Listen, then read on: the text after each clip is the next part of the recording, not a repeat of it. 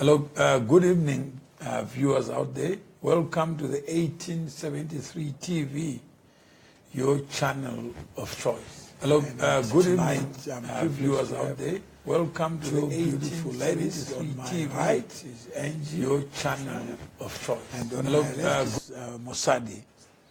So, without taking much of your time, I think the ladies can introduce themselves. What is it that you want to be known for today? Well, first of all, thank you so much for having me. Yeah. It's really a privilege and an honor to be here. I think you guys are doing a great job here at the 1872 Network, and to be a part of you is just really amazing.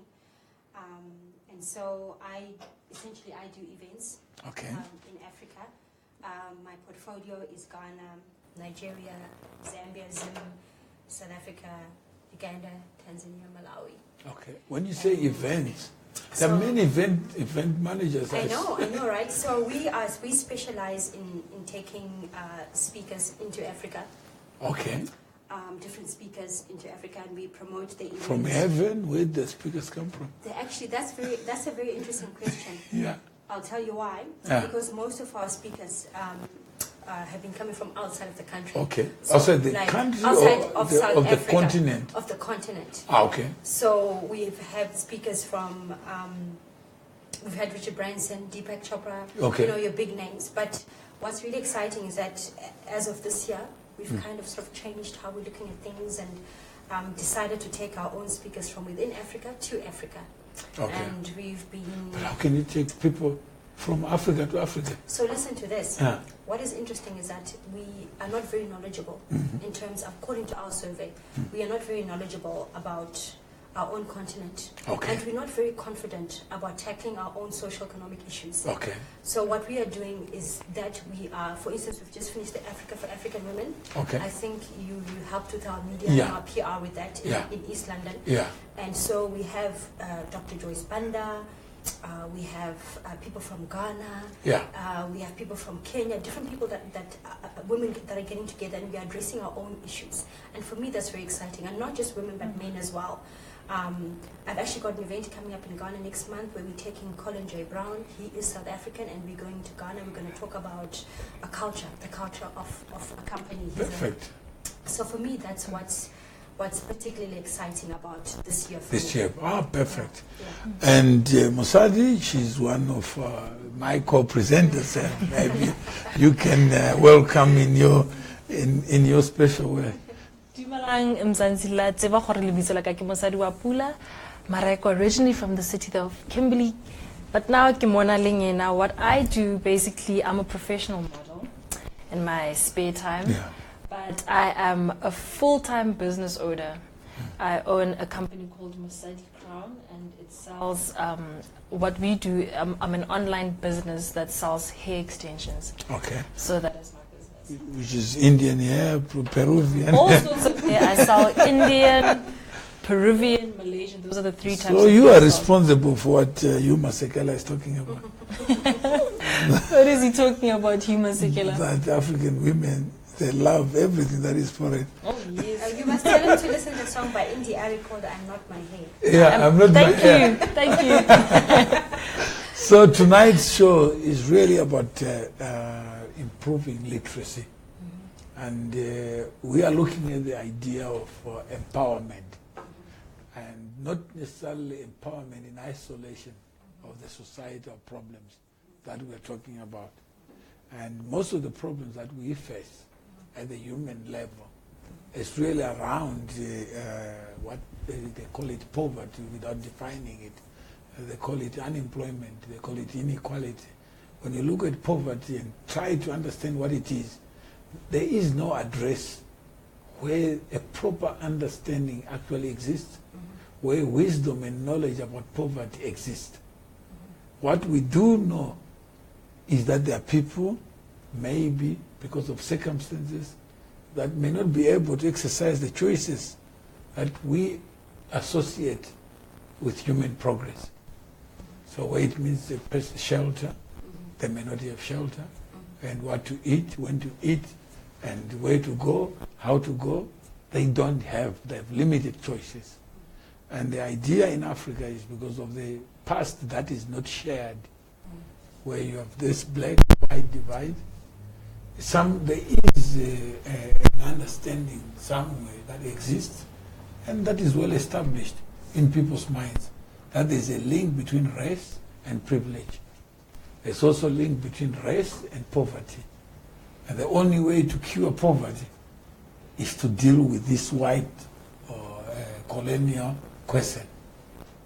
And if you weaken the whites, you can strengthen blacks. For the countries that have a big white population, what has happened in Zimbabwe, what happened in Uganda, what happened, Idi Amin, Idi Amin was talking about is, let me solve the Indian question. And we know what happened. And what happened in Mozambique. So this is the framework of what we're trying to investigate and interrogate. Whether you think these social engineering schemes, whether by legislation, by persuasion, by force, actually can deliver the promise of a better life, an inclusive life, and also a prosperous, and a progressive society. Wow, that is very interesting. I just want to mention something quickly. I've had the honor of this week of being asked to be one of the board members of the Global Fellowship. I think you met Beatrice Achaleke. Yeah. She's asked me to sit on her board. And one of the things that I like that she's doing, she started Africa for Smart Kids. That's right. And, she started here in South Africa and she's just running with it. She's going to do Ghana for Smart Kids, Zimbabwe for Smart Kids, and have the different apparel of all the different countries on the cover of the book. That's right. And she's actually started working on a musical. That's right. That's going to be launched. She's starting auditions in July. Okay. And what she's going to do, the musical, is that it's basically the book in the form of a musical, but taking on the different cultures. So if you're from South Africa, if you do the musical, you would want to go to Zimbabwe to see how it's done. Therefore, addressing certain issues like xenophobia. We then realize that we are all the same. Yeah.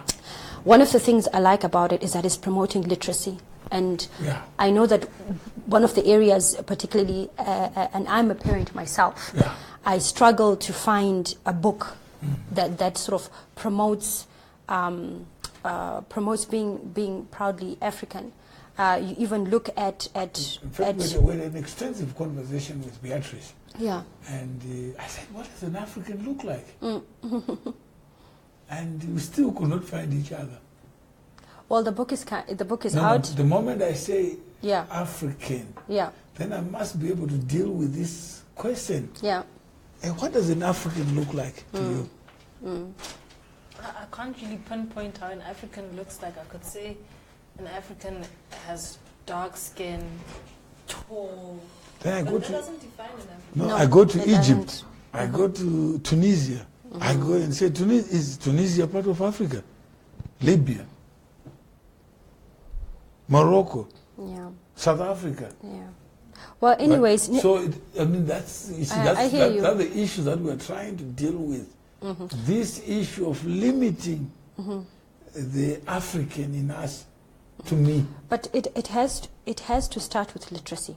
It has to start with literacy. About Africa? About our continent. Our continent. We have to know about our own continent. The average, I'll let you speak just now. The average South African doesn't have a passport. So you cannot even start talking about anything when someone hasn't even been to Midrand, if that makes sense. So we have to tackle this issue of literacy on our continent. Yeah. We need to be able to read and understand about our own continent before we start listening to Jay-Z and Beyonce and all that. We need to educate our young ones. You're talking about poverty. Literacy eradicates that poverty. Because if I'm able to read, that means I'm able to reason. This morning we had a show. Yes. An interesting show. It's talking about the Virginia Declaration of Rights. Yeah. That was written by George Mason. Yes. And that was in 1776. Yes. They were inspired people. And they'd come to this new shore where they called now New Home. What happened to them? They were different people, Irish, Welsh, Scot, German, Italian. They arrived in America. they are connected to England, and they are paying tax. And they begin to apply their minds, and they wanted to rebel against the king and paying taxes to a foreign king. And he said, who are we? So they began a journey to discover the relationship between man and man, the relationship between man and government. What kind of government do we want? Like we're asking, what kind of Africa do we want? How should we be governed? Who should govern us? How do we select the person who is going to govern us? And what would be the basis of eliminating others? Do we want a king, a local king? And we say, oh, Her Majesty, what is it that we do? So today we're talking about this idea of rights. And how do we really celebrate this as trying to go to the construction of life, the rights that we enjoy? When Jefferson wrote and Benjamin Franklin corrected him, and he says, we hold this truth to be self-evident, that all men are created equal. What did he mean? Imagine you are the king.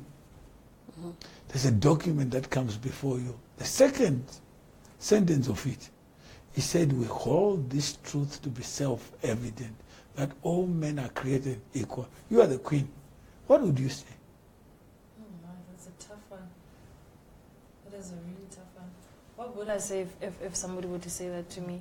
I believe the statement more than anything. No, you are the queen. Is the queen equal to the others?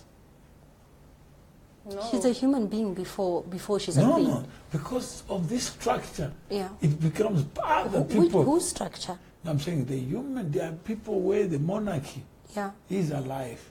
And when people differ, but out of this administrative organization of human life, some of us will then take this administrative position and become the king.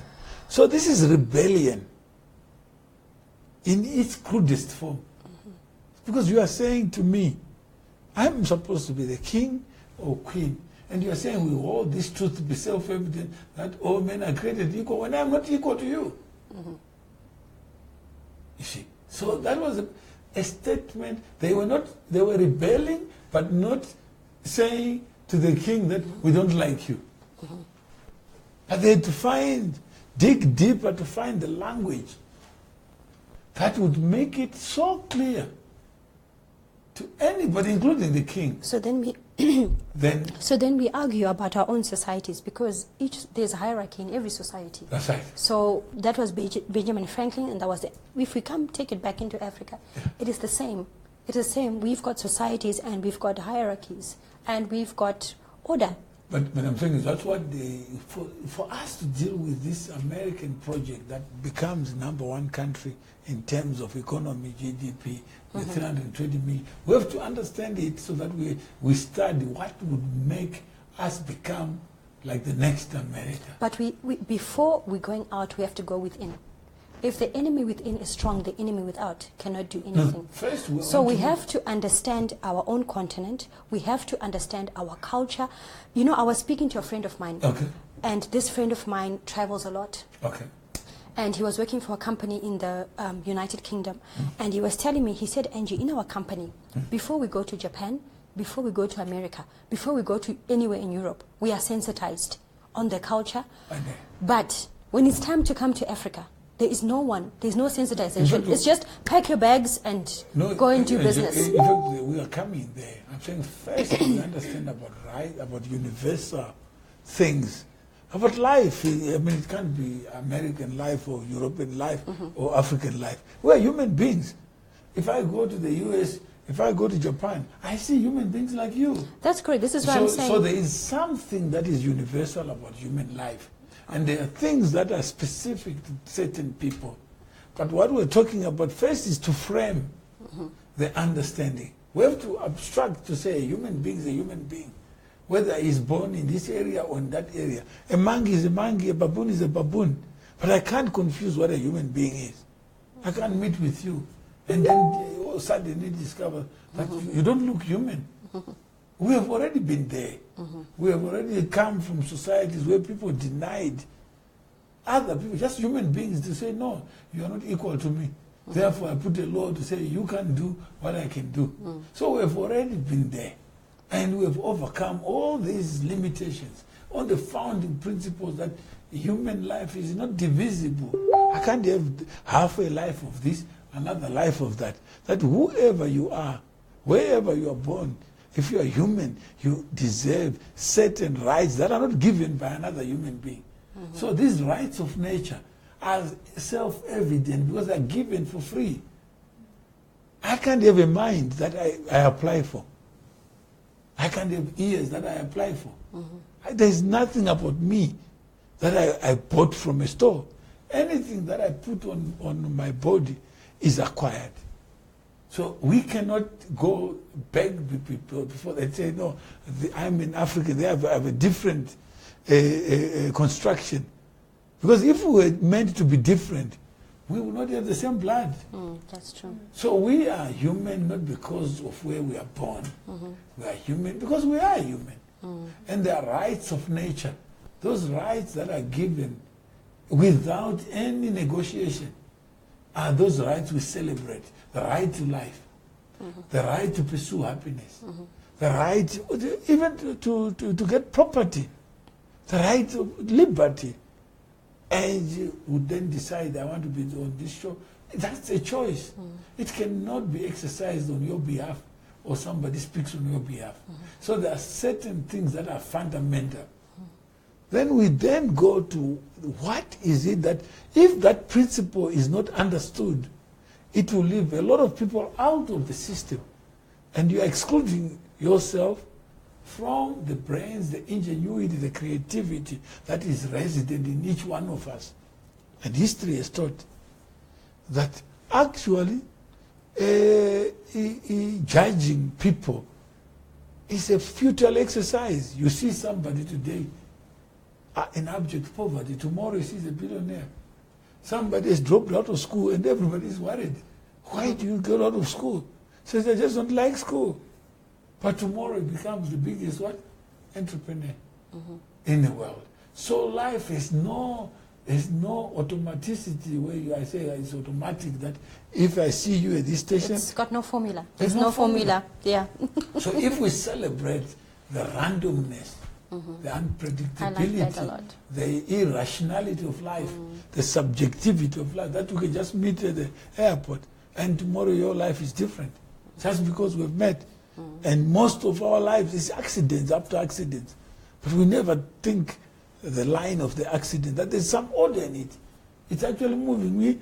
When I think I've come to the end of the world, something comes up. And it's not something that you can say, I could have predicted this would happen. So if that is the case, then we now frame the understanding that these are the founding fathers who had to apply their minds. Sometimes we don't apply our minds. We just say, I'm an African, I'm this, I'm that, without looking deeper to see what is it that I'm saying. Yeah. Because I could have children who may be colored to you, but to me, it's my child. It's not colored. Yeah. But then you're saying Africans must be black like me. But then you're excluding my children. How do you do that? Without my consent. How do you draw this line? And say an African is somebody who has to fit this caricature. Then I write a book about this idea of an African, that we have a particular way of thinking. And yet time has moved. In 1873, there was a different Africa. Today, we are different. So it should be informed by the human quest for better ground, for better life, a pursuit of happiness. It happens every day. We're always looking to go up. I have yet to see someone who looks to go down. Because there are too many of us in the valley. Yeah. So climbing up is not easy. So let's look at the societies that have uplifted or given a chance to people who came with nothing. Just a suitcase. And arrive. No relatives, no connection. How do we explain this triumph of the human spirit? And that's what we're saying. Is it empowerment? I go to America, I have nothing. I live from Afghanistan, from Somalia. People are shooting each other. And I arrive in America. All of a sudden, I drive a taxi. From a taxi, I buy another one. Then, the next day I do. The next day I shoot and I have it. Yet, if I had remained in Afghanistan or Somalia, all these options will not be available to me. Is it because America has given me the opportunity? Or it is me who has driven myself to realize the promise? And that's a very interesting question. Having worked in America myself, I think each country has got opportunities. The 1873, that's an opportunity that happened in South Africa on purpose. And so, I guess in essence, what I'm trying to say is that if who I am, my core values, they don't change because I'm in America. That's right. They don't change because I'm in South Africa. No. If I cannot look after the welfare of my being or my finances in South Africa, I'll never be able to do that when I'm in America. You can't uplift yourself by geography. Yeah, that is true. Your geographical location is a bicycle parked in a garage will never become a Cadillac. A Cadillac because it's parked in a garage. And if I leave this thing here, it will remain there. That is true. Unless somebody causes it to move. So that's what we're trying to say. Then we say that's the foundation of the 1873 network. To say if we call ourselves African, I can't say I'm not African because I live in Africa. But it doesn't mean it condemns me to think and act as if I'm the address of what it means to be Africa. Because then it will be exclusionary. I'll move from apartheid, then I create another apartheid where I say there are people who are special, unique, and they're called African. And then all of a sudden, because I celebrate xenophobia, somebody says it's a negative. I said, let's celebrate the differences in us. Because what is xenophobia? It's dislike of something that is foreign. If somebody comes into my bed, I see you, I didn't invite you, I say, my friend, can you take off? But if I have not disturbed you, then you commit violence against me just because where I'm born. That's not xenophobia. We had a June 16 meeting, and we had some youth that I was privileged to speak to. And I said when I was in America, I was a foreigner. When I'm in Africa, I'm home. And I think that's something that we need to teach each. But you know what happened one day? We go to the minister, one of the ministers here, says, Mawere, you're not foreign. I said, okay, what does a foreigner look like? Because I want to find that a foreign. Can a human being be a foreign? What does that human being look like? I look at Angie, then I arrive at the conclusion. She's a foreigner. She's human at the end of the day. How can a human being? I said, have you seen a foreign lion? I'm just. What is the description of a foreign body? When you go to the doctor, they say, we've got a foreign body. What does it look eyelashes like? from Zimbabwe.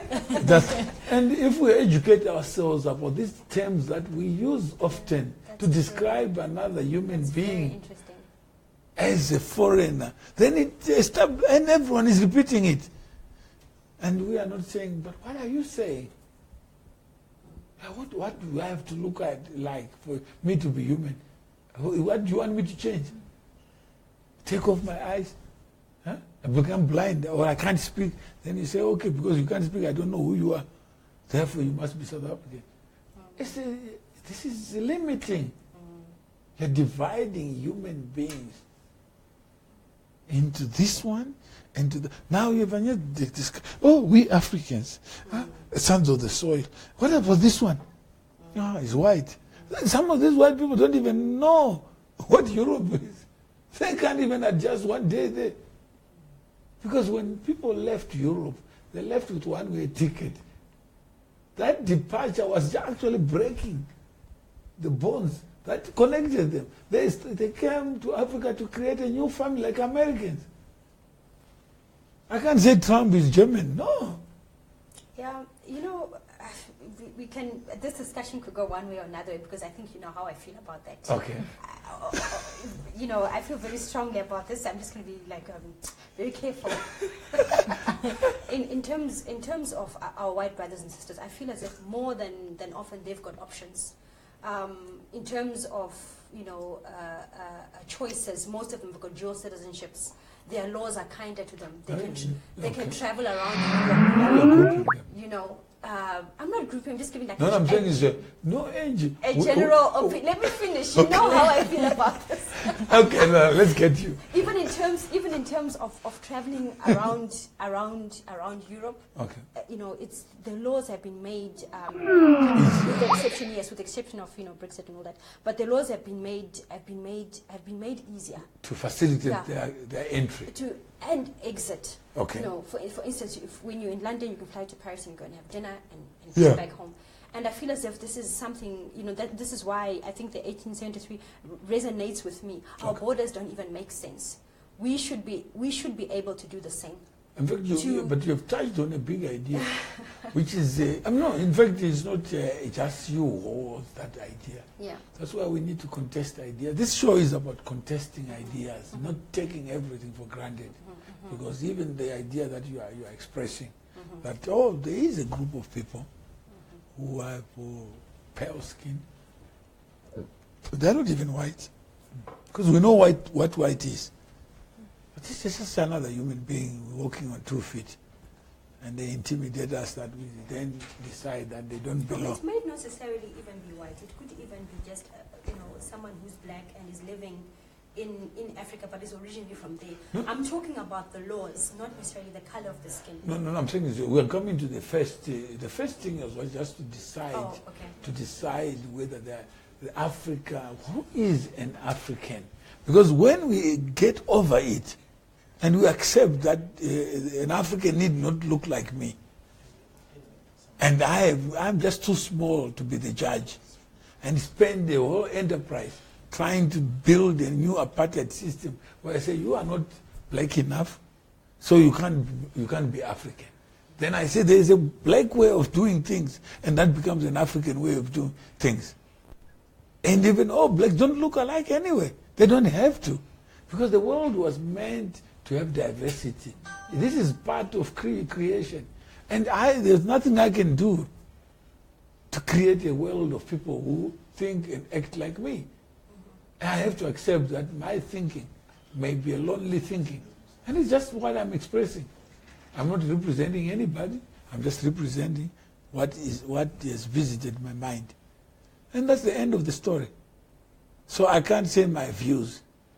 But I know what it means to be judged by others just because of the way I look.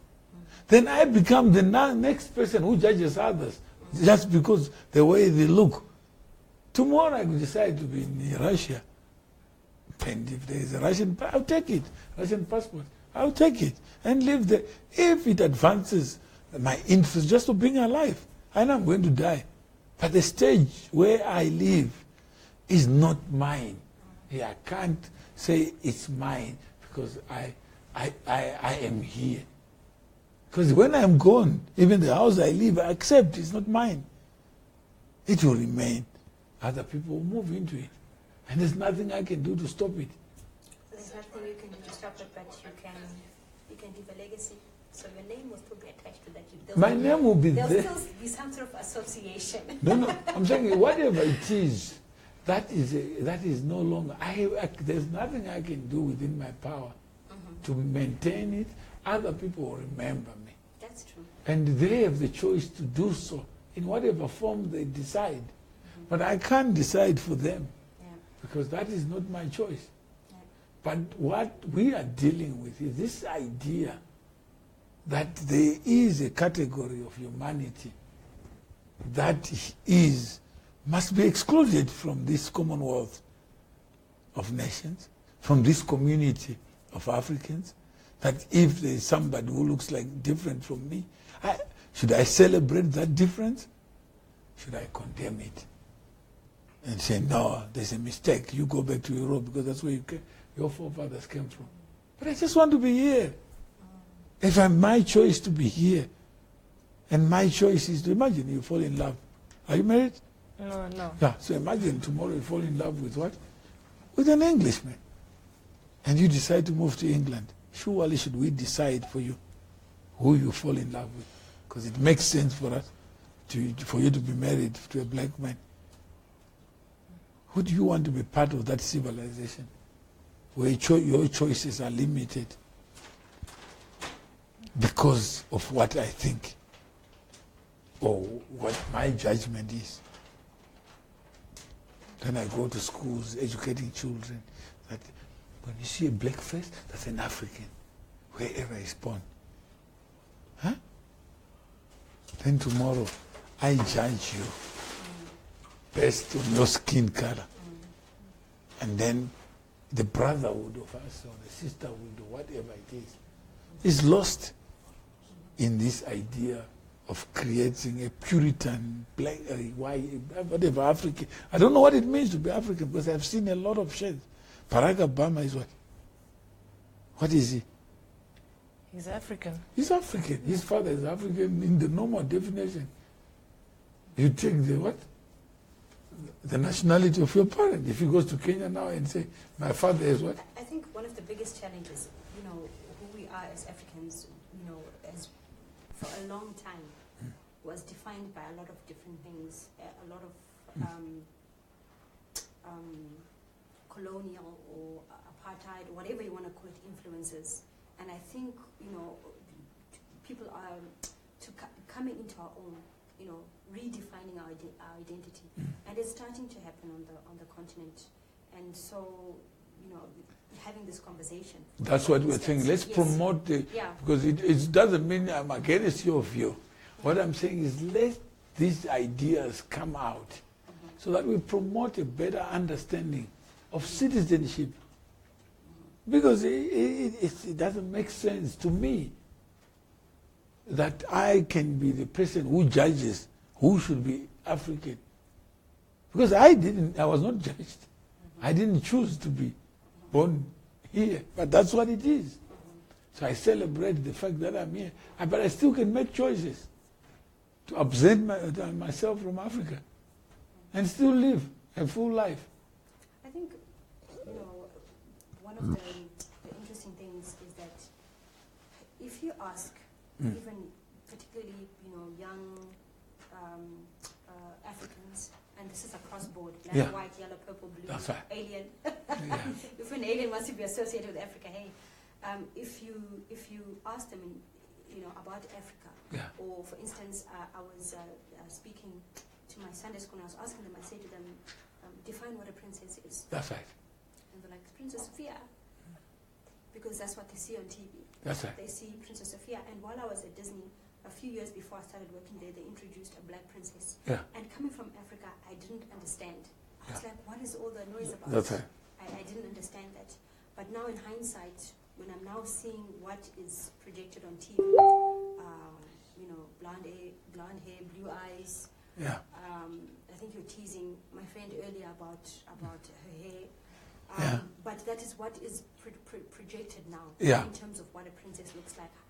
Fairy tale dress, a white dress, the pumpkin that's gonna. So there's this false perception that is created already from a young age of what it is to be a princess. Yeah. So trying to, so I took out a picture of a black princess that I Googled and I said, this is a princess. So we need to educate our young children on what it is that who we are. That's as right. opposed to what they're seeing on TV, what they're hearing on radio, what they're reading in magazines. These are subliminal messages they're getting from a young age. So by the time they get to 16, they're already influenced about who they are and That's who right. they want to be and who they want to be associated with. Yeah. And so, I was shocked that a 4-year-old seeing a princess, a real princess, can say to me, no, that's not a princess. And I say to her, why? But this is the image, perception. What does a princess look like? Yeah. And for me, this is why it's so important to go into schools and educate. We are not saying we're educating what an African is. We are educating about our continent, the goodness of our continent. I'm saying is, but the moment you put, that's the human, the danger always exists of exceptionalism, of superiority. that because I am the majority, then I define what it means to be human. Then it is my definition that counts. And that becomes a problem. Then it becomes exclusive. Then I'm already getting into that gray area of not knowing where my limits are as just a human being. Yeah. The moment I begin to judge, there are consequences. Yeah. And the moment I share it, then the children will seem to be, oh, but you're white. And what does it matter? Because our government is a majority government anyway. So if there are more people who are black, then it becomes a black government anyway. Unless they decide to choose somebody else. But I can't go to a grass that is green and start declaring it. It doesn't make sense. It's what it is. That the majority of the people in Africa are black. But it doesn't mean you have to be black to be African. Yeah, that is true. Definitely not. Yeah. That, I don't, whoever still thinks like but that then if I, is very backward, but and I if, feel very sorry if I, that's what we're debating. Yeah. But if the image of what I am spending out is that I want now to create this idea that for you to be African, you have a better claim if you're black. No, I mean... There's a fine line you have to watch. Because otherwise I have to create that, because the moment I'm saying African, I have to go further to say who is an African and who is not. The moment I said I'm a South African, I have to then to decide who is not, who is. Then I have to go back to the... Why not just focus on who we are? But that's what we're trying. That's what 1873 is trying to say. Yeah, the who we not, I mean who's not, that's irrelevant. We are trying to focus on just who we are as a people. A friend of mine was telling me that their daughter was invited to a party. Yeah. And the theme of the party was to be dressed like superheroes. Now we all know little boys, and we've got a challenge in society already of fathers that are not present in children's lives. And so there was Superman, and my friend was saying she struggled. She could not find a black superhero. So already at that young age, the children are impressionable. But I'm saying is I can't... So these are some of the issues that we need to start writing our own stories, creating our own superheroes. I'm saying that you're raising a very big issue. Because I have no power to cause another black to do what I need to do. So where are we networking? Where are we meeting? Because building our own communities of shared values is permissible, even in a plural society. Yeah. Our difficulty is that we are talking about things we are not practicing. Because there is no impediment on you building a community. If you wanted to start up a new bank. Okay, I take up the challenge. The next time we're meeting, I'll be bringing my book. I'm writing a book about an African princess. Yeah, I'm saying that's in fact. And I'm going to write about a superhero. In fact, touching on that subject about African princesses, I was actually reading up about Barbie, surprisingly, and what they're doing right now is that they're manufacturing black Barbies so that little girls can grow up to know that, you know, skin color is beautiful. They're even making kids. In fact, I thought you were going to say the 1873 what? Princess. With no face. But that face can be a black face. But the moment I call it African, I have to define who is an African. Because I'm putting myself into a trap. Why is it a trap? Being black does not make you African. No, I'm saying what color. If you say African princess, what is the color of that African princess? So what should we call the color? No, I said 1873 princess. Okay, fine, 1873. Yeah. That's an event.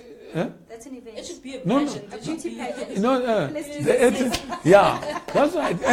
And we don't have to give it, because we know that we're getting into a trap. Because there are some people who are as white as anybody as a doll. And we are saying, fine, you are African. But we also have said that we are all human beings. We want this truth to be self-evident, that we are all created equal. That is true. And there is nothing that will make you white. Whether you put yourself in a doll, it won't replace me.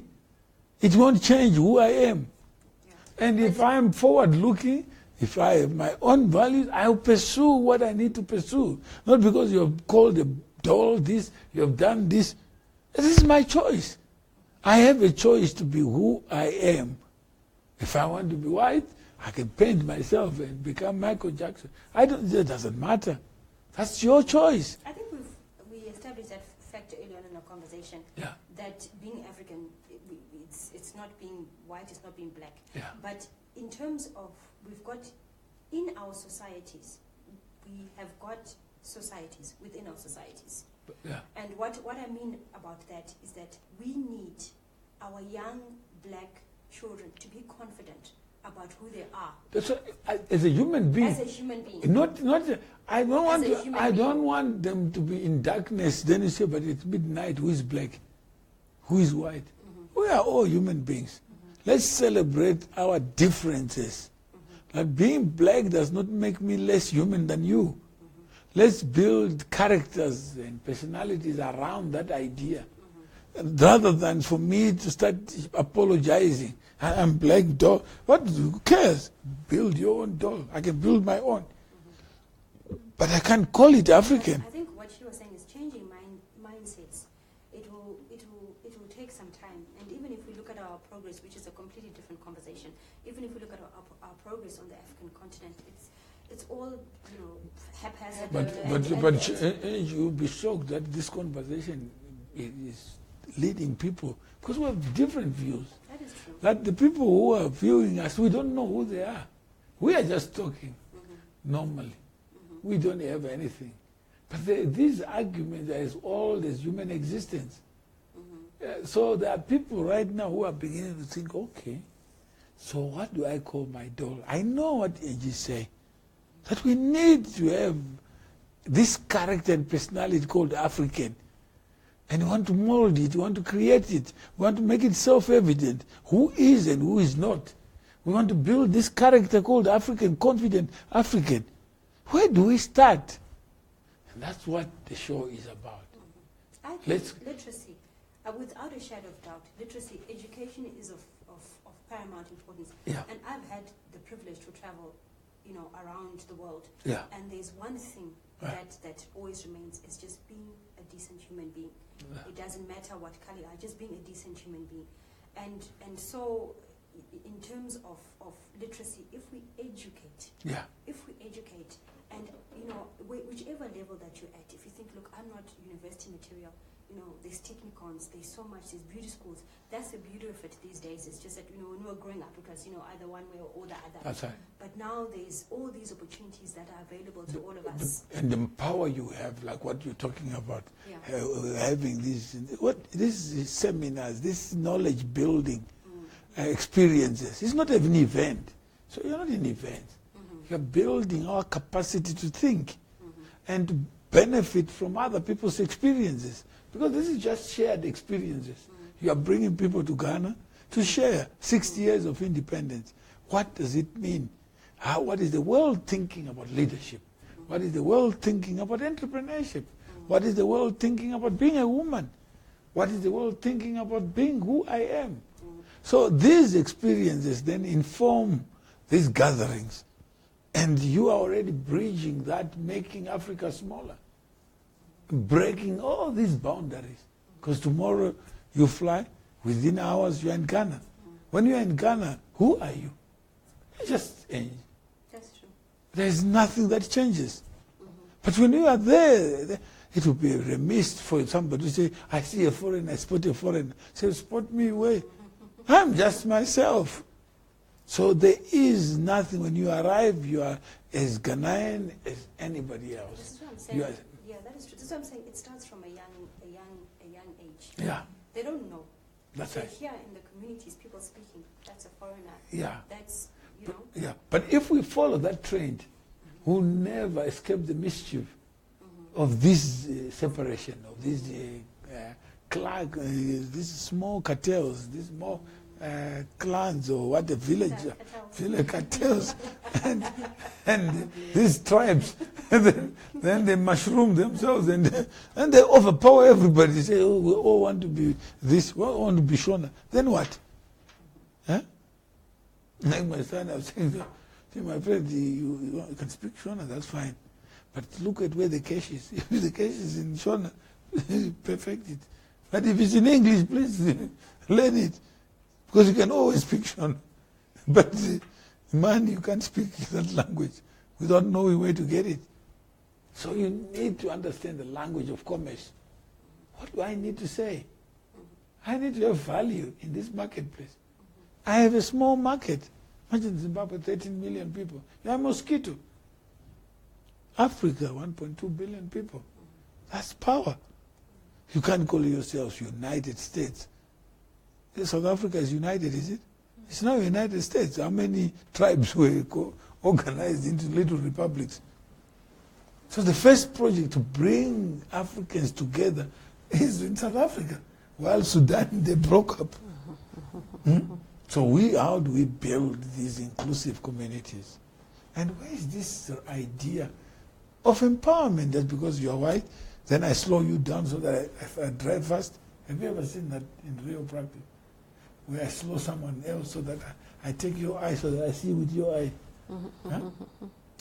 Yeah, well, you can delay someone, but you can never derail them in terms of their intended purpose. There's an enterprise, you are working hard, and I come and say, and you are doing so well, but can I get 30% of your shares?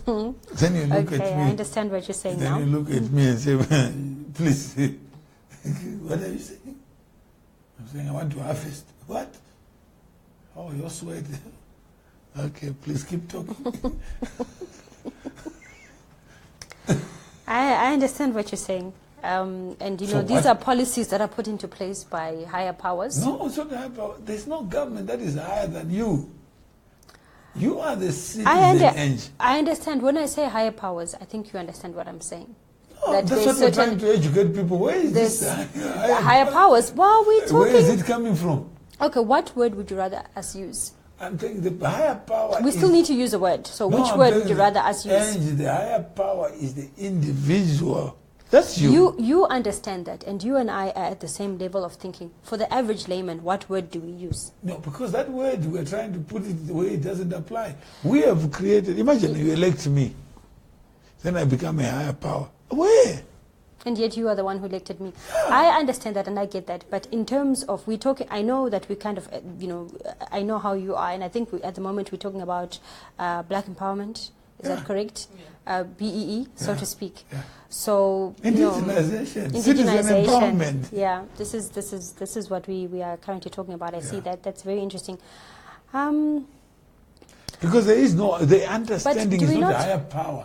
We all understand that when we are looking at poverty, do we have a shared understanding of what causes it? What is your definition of poverty? I don't know what it means. That's why we're having a show on poverty literacy. To say, please, let's go to an address where we can perfect our understanding. We can find, hey, does it mean this person is what? How rich is rich? Yeah. So how poor is poor? Yeah. So when we understand it better, then we can say, okay, how do we fix it? But I've seen a lot of characters being elected, talking on behalf of the poor. Then after electing, they don't become poor anymore. They become the movers and shakers, just because you elected them. I mean, what is poor anyways? I was having this discussion with somebody and we're talking about how someone comes into a village to say, no, this person mustn't walk 2 k's to work. We're going to put boreholes here, we're going to do this, we're going to do that, we're going to do that. 20 years later, we're saying, no, you know what? Let's go organic. Yeah. You know, that's the irony of it, is that these things were in place already before. Chickens were running free. That's right. Already. And to that person who's walking 2 kilometers, it's normal. It's normal. It's normal. But and then someone comes and says you're poor because you're walking to school for 2 kilometers. What does it mean? So how do we have poverty alleviation? MDGs. Then we have these development goals. People sitting in nice offices, thinking, acting, talking on behalf of what? Poor, as if they are objects. These are human beings with aspirations like you and me. How do they become poor? Because we believe that their thinking is limited. So when we understand, then we can say, how do we use the levers of the state to alter what the market can produce?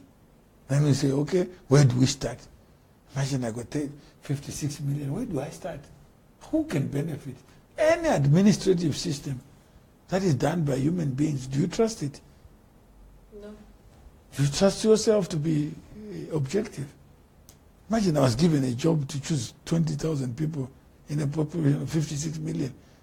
And do you know how many people will come to me and say, I'm related to you and this, I'm your friend? Because life itself doesn't allow me to know people I don't know. If I don't know you, I don't know you don't exist. And if I have seen you, so like now people have seen you, I say, but yeah, I saw you on television. That's one line of sight. But imagine people who just live their lives with no camera, with nothing. And nobody knows, but there's a genius there. How do I pick that genius out of that forest of people? All of a sudden. So human beings are inherently nepotistic, subjective. They've got a memory. Imagine you give a memory to a human being. Who will remind you that you're elected. I voted for you, but please, can you sort me out? So many people in real life are waiting for decisions in their favor by another human being. If there was land to be allocated, whoever is the minister will do it in the favor of the people he likes, and the people he doesn't like will not get it, even if they can farm. So what kind of system will be used to ensure that those who deserve something will get it? And how do we define deserving? Should it be based on want? That because I want something? I think it's just everything just, and I keep talking about this now, and I'll keep talking about it. There's a saying that you can't teach old dogs new tricks. And this is why I guess a lot of people, and I'm very happy about this, when I looked at what happened with June 16th, a lot of corporates got involved, a lot of companies, there was so much going on, there was stuff happening at Nasdaq all over South Africa. And this is of paramount importance, is that because there's so much going on already, I think it is up to us to say, okay, look, what can we do? In fact, to advance the human spirit, not to advance the African spirit in humans. That's different. If we're celebrating the triumph of thinking and acting by humans, let's celebrate it. But we do that by starting in our own communities. I think charity begins at home. Whatever it is, I think the problem is that when we don't reach out, we limit. When we don't embrace, then we close out. There could be somebody out there who thinks and like you, who share the same values that you share. But they're Indian, they're colored, whatever it is. Yeah, I hear you. And I like what you said about advancing the human spirit. I think that's of paramount importance.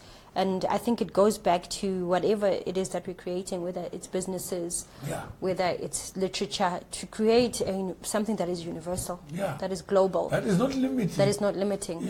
But let's not group people and say this is, our own community. Who is our? If we're building a community of car owners, let's have a community of car owners irrespective of who is the owner of the car. But we can't say we want only a community of black car owners. Then we call it African car owners. Well, I don't know. Look, there's different needs in different communities. I'm not going to judge to anyone who's done a business and has been, their branding is a certain way. I'm not going to judge about that because there's different needs in different communities. And also, sometimes if we try and go a certain way before we've dealt with issues close to home, it can be. The funny thing is this: even when famous people are being interviewed, they always ask, like, okay, so where are you from? Whether it's Charlize Theron, whether that's why people are like, oh, so and so is doing really great. This is what they're doing. So you want to go that direction? This is what this is what I'm saying. I'm saying that you've got to be able. You cannot run a race and just suddenly get from here to here. You know, and that's just it. There's got to be baby steps that you take. In fact, that's what. And you've got to conquer the stumbling blocks in your own community before you can even think about going out. No, in fact, that's what we're talking about this morning on the show. Let's understand why is this United States. It's not inclusive of all the Americas. It's just a small place. But they came to the realization that to progress, they needed to think about what kind of society they wanted to create. Imagine a declaration of independence. Have you ever seen it? No, I haven't. People sitting down to declare to be independent before they're independent. What kind of genius is that? That will think first, act second. Huh? Then I go to the declaration, I see incredible thinking, and some of it is really thinking of all ages. It doesn't die, it doesn't get old. It remains there. The thinking, the ideas are so well grounded. They speak to everybody. Even the slaves who were not included. Oh, really? They spoke to the slaves as well? That's right. That's quite interesting. When they say, oh, man, that while they were declaring freedom, they were slaves. No, how ironic. No. I'm saying is that they understood that a person could never be enslaved. But what they sought to do, when I know something is wrong, I'm driving a car. There's a speed limit, 120 km. I'm going at 108. Can the road stop me on its own? But how many people drive over the speed limit? I'm glad you guys had this discussion in the morning, and I'm glad there were all these laws and declarations that were put into place, and that's working for America. And so we need to now look within and say what can work. It was not working for America, it was working for human beings, because what understood? Human beings in America. No. Because I cannot limit humanity to America. That's why America is a melting pot. No, I'm saying that's what the ideas were. People who came from different addresses, they found themselves in the same address. And they were thinking about what do we create, not for Americans, but for human beings. That's why they call it human spirit. These ideas must speak. I think if we had an American on the panel tonight, from different ethnic backgrounds or whatever, our conversation would be very interesting, and to find out how the system, because there's a system in place there. No matter what we want to say about freedom or whatever, there is a system that's in place. I'm saying the idea. We're talking about ideas that inspire, ideas that build bridges. We are not talking about that men cannot be mischievous and start creating another reality in practice. Yeah. That happens. People can be prejudiced, and ignorance can be the biggest enemy of progress.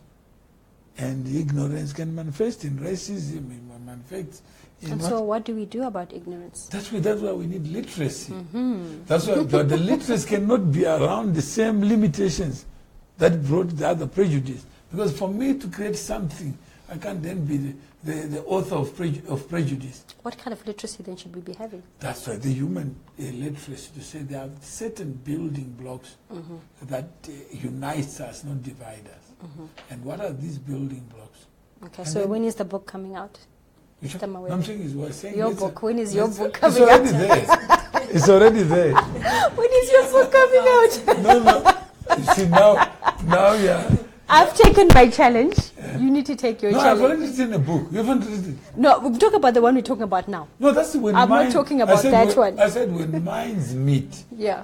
If it's called, the title is called When Minds Meet. I'm aware of that one. Yeah, it's talking about the same thing, that if our minds met on these founding values, then we're okay.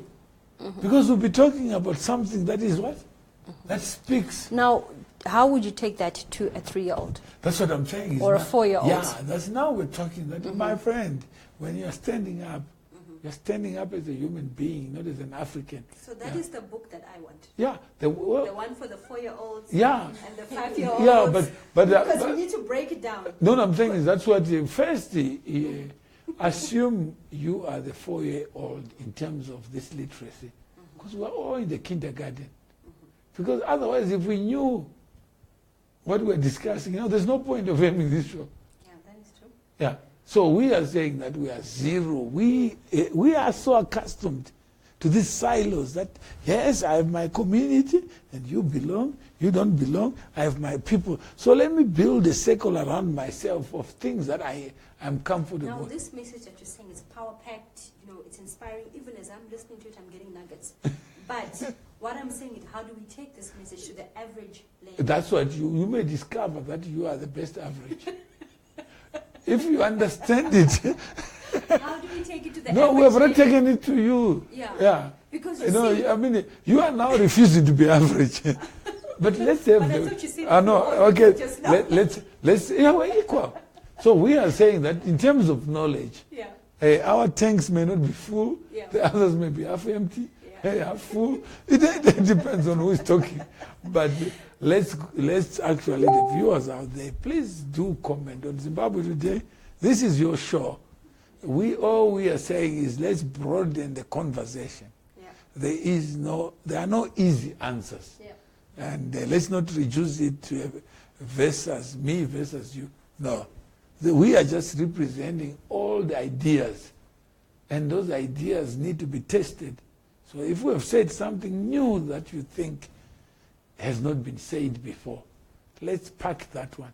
Let's negotiate it and let's deal with it on the basis that whatever has not been discussed is new, and let's not reject it just because all the ideas are attractive and maybe promising, because we don't know where we are going.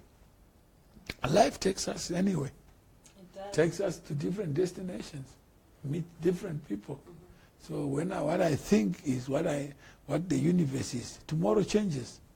Because every day we are expanding the universe. So today, Masadi, it's an expansion of the universe. What happens tomorrow becomes, how do we build a show that speaks? The same thing that Angie is doing is taking seminars. This is already a seminar in motion. What we are saying is the same thing that we are doing, but people are paying for it. And all we are asking you are, they listen, watch, and learn from that. So the education is a continuing enterprise. It doesn't stop because you are educated. That is true. Use your ears and think and act. Any comment? It was a very insightful show. I was actually quiet most of the show because I was just absorbing so much knowledge from you guys. So I think that's how we conclude the show today, right? Mm-hmm. So. That is great. Thank you so much for having me. Okay. I'll be back. Is there any way that people can get a hold of you in terms of what you do? Would you just like to start people out there? Yeah, sure. So my email address is angie@allsortsofmarketing.com. On Facebook it's Angeline.Mhlanga. On Twitter it's Miss _Ebony 007. And I think that's just it. So if you've got any ideas of any events that are progressive in any form, from age 4 up to 100, we can certainly talk about it. And we'll get. I also have a foundation called Angel's Wings. Yes. So essentially, what I do is I work as a connector. I've been privileged to have a very broad network. So what I do is I just connect, particularly in terms of education, people that have got challenges in finishing college or university, and are very passionate but don't have the sources and the means. I just connect people who want to help. And I connect the two, and that's just my role, is just to be a connector. I'm not involved in anything after the relationship. So you're the bridge. I'm just a bridge. Okay. I'm the bridge of hope. Yeah. That's it. Yeah. So that's me in a nutshell. You guys know what to do. You guys know where to go to find her. Mutumwa Mawere has a book out.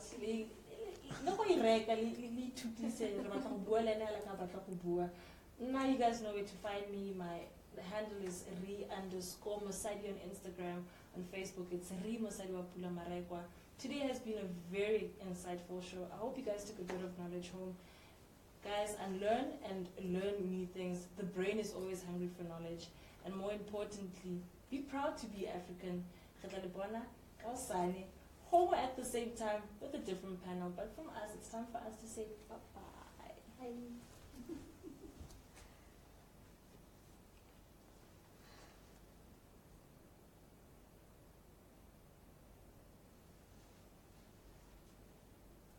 Oh, sorry.